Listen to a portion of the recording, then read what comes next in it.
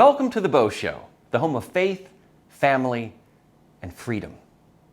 Storytellers have an important role in our society because they can move the needle and shift the paradigm. We are moved and compelled by stories because they stir something within us. Today, I want to tell you a story, and it's a true story, one that will be coming to movie theaters near you on our nation's birthday, Independence Day, the perfect day to talk about freedom.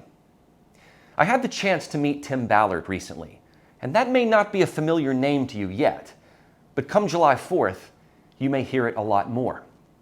Tim was an agent for the Department of Homeland Security, in charge of busting sex trafficking rings, specifically those that involved children.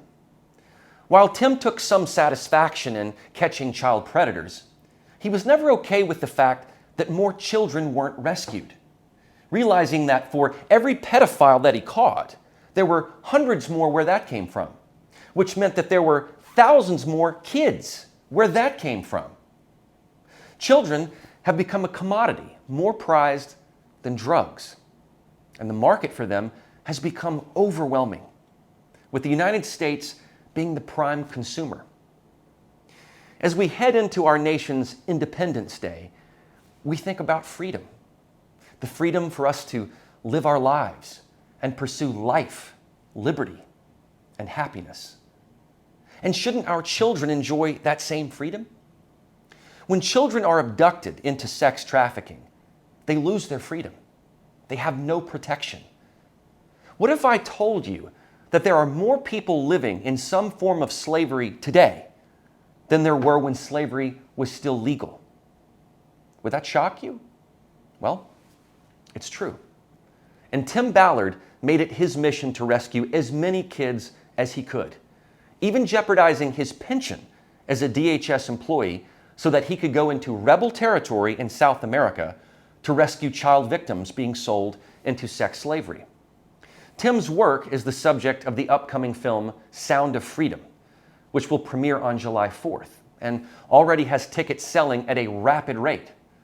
But unlike other films that will come out around the same time, this is a true story, and one that will hit you right in the gut when you realize what is really going on, such as how our southern border policy makes a huge difference in the fight against human trafficking. Jim Caviezel, the actor who played Jesus in The Passion of the Christ, portrays Tim Ballard in this film, and it will show you the dark web of pedophiles. But in the end, one message remains: God's children are not for sale. Here's the trailer. How'd that make you feel? Giving a child his freedom. Felt good. You have been at this for 12 years. My country 'tis of thee. Why are you doing it?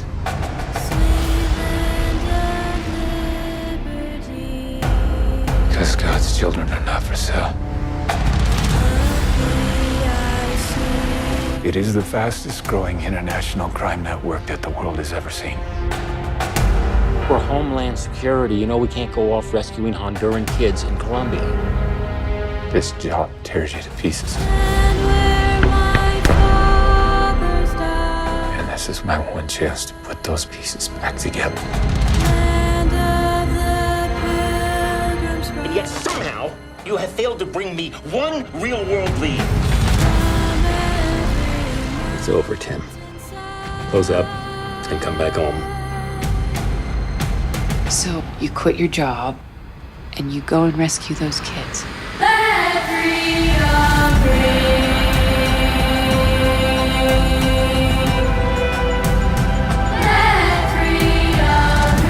South of that river is all rebel territory. No one goes in. What if this was your daughter?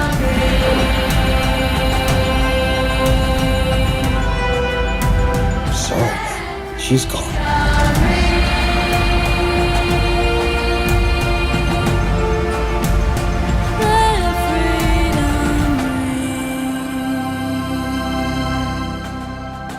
You're the That's the sound of freedom.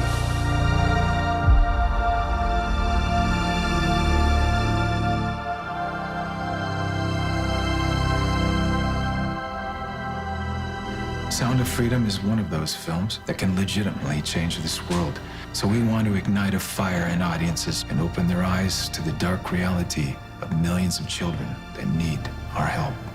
Let's make this film a historic event and the start, the end of child trafficking. Theaters across this country are already selling out. Pre-order your tickets today, and you can send the message that God's children are no longer for sale.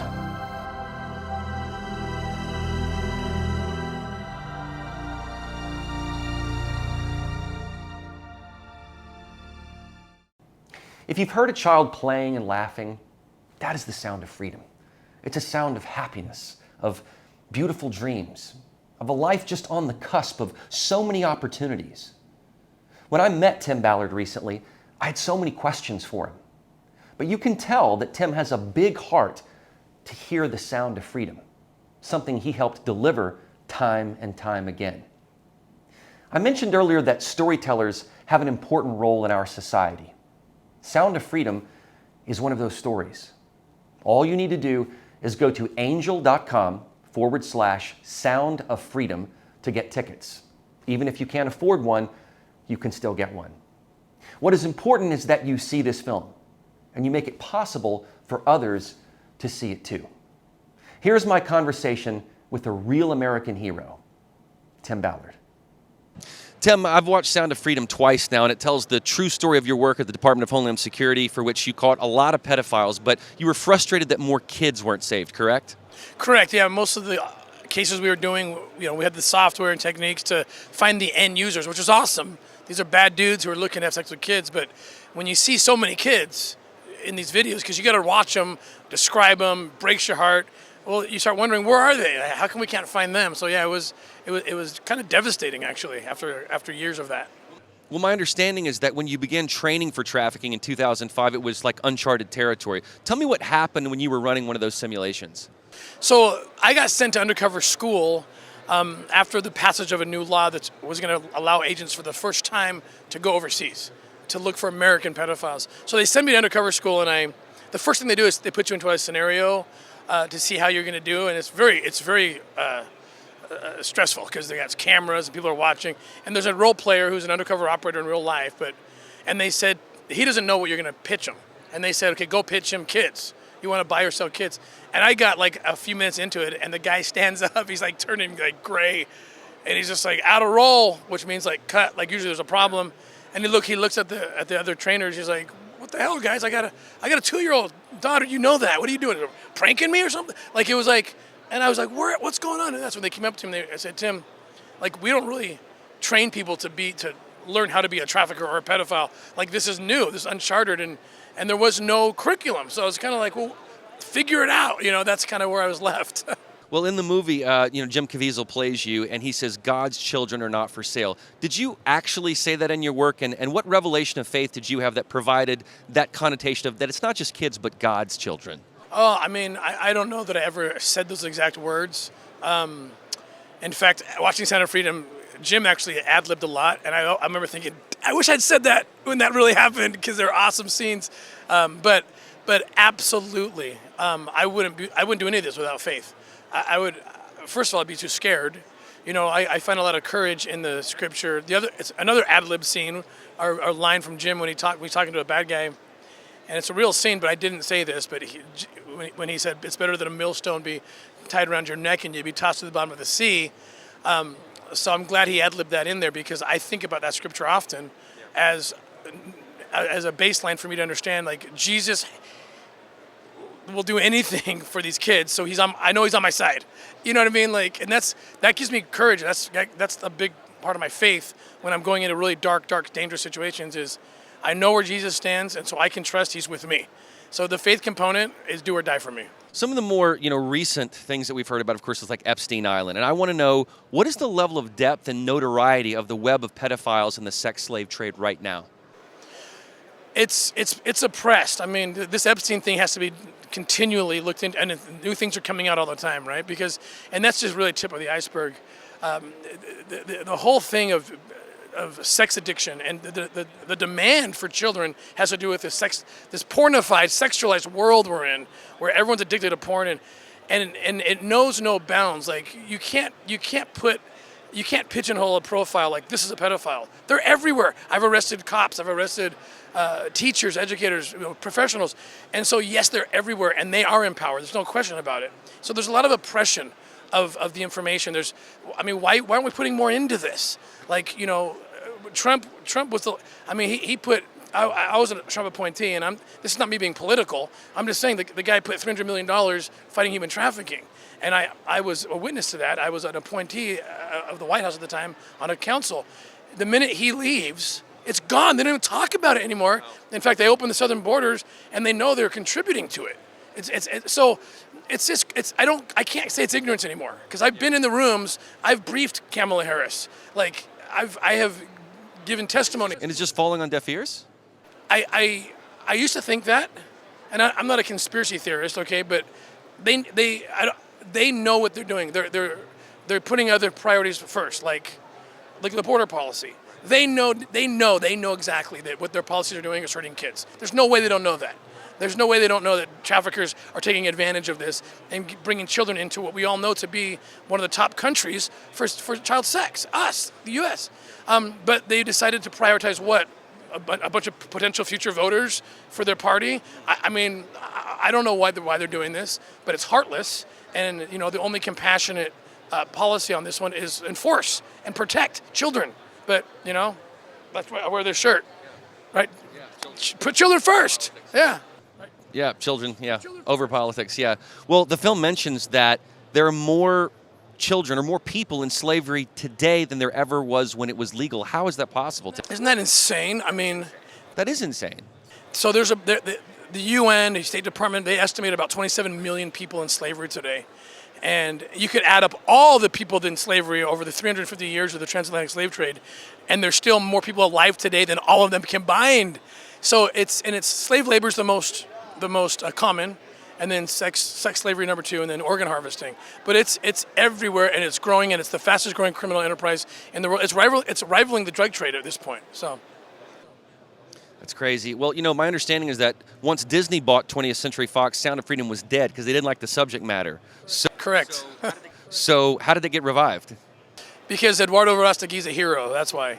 And he said, "There's no way we're going to let Disney shelve this thing," and he went to them and wrestled it back, got some investors, and they bought it back. And then it was independent again, with Eduardo leading the way, until we found Angel Studios. So. Well, you've said that, you don't consider yourself a hero, but I know I consider you a hero, and a lot of people would too. But you said that the storytellers are the ones that are going to end this. And I want to know what you mean by that. You have referenced William Wilberforce. So explain that and why you think this film and storytelling in general can stop this practice. So William Wilberforce he's a hero of mine. He basically led the charge to stop the slave trade in Europe in the early 1800s. And his whole life was dedicated to it, and he couldn't figure out how to do it. And I feel myself, I'm not comparing myself to him, other than I feel like, how do we stop this? Like, we've rescued thousands, but it's worth it. I don't want to ever think it's not worth it, but the big number is not getting it. It's not even a dent in the big number, right? And so William Wilberforce had the same thing. He was working on individual rescues, but he's looking at the macro problem. He finally recognized, I gotta tell stories. I gotta get influencers talking and thinking and hating this as much as I do. And he would do tricks. He would invite people on a cruise, because he was a kind of a trust fund baby. He had a lot of money, and he put them on his boat for a cruise, dinner. And then bump into an anchored slave ship and say, "Smell this, look at this," and force them, "Oh my gosh." And we do the same thing, I brought, for example, Tony Robbins or Glenn Beck. I've brought them on undercover operations, and their minds are blown. And now they go and evangelize for the cause. So that's when I realized storytellers are the key. And even Lincoln recognized, in the middle of the Civil War, he gave credit to Harry Beecher Stowe, who wrote Uncle Tom's Cabin. He said, "You're the reason this war became what it is, to liberate the captive," because Lincoln wasn't even thinking about that in the beginning. He just wanted to bring the Union back together, right? And it was the storytellers that moved him. And storytellers move nations and change cultures. And so that's why I'm a big fan of the storytellers like Eduardo Verástegui. He's the guy, more than me, that will put an end to this. But the great part about it is that cinema a lot of time has been used for bad. And finally, for once, it's being used for good, that this movie could reach so many people. I think the film will change hearts, and it sounds like people can pay it forward even if someone can't afford a ticket. Can you explain that process?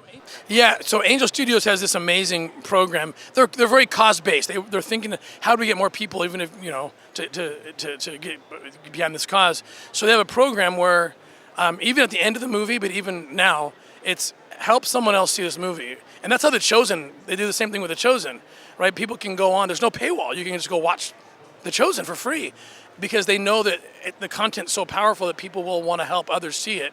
So right now, already people, go online and they're buying 20 tickets, 2 for themselves and 18 for whoever. And so that's a good indicator that people feel it. It's a cause, right? They want others to see it because they believe other people seeing it will help end child trafficking.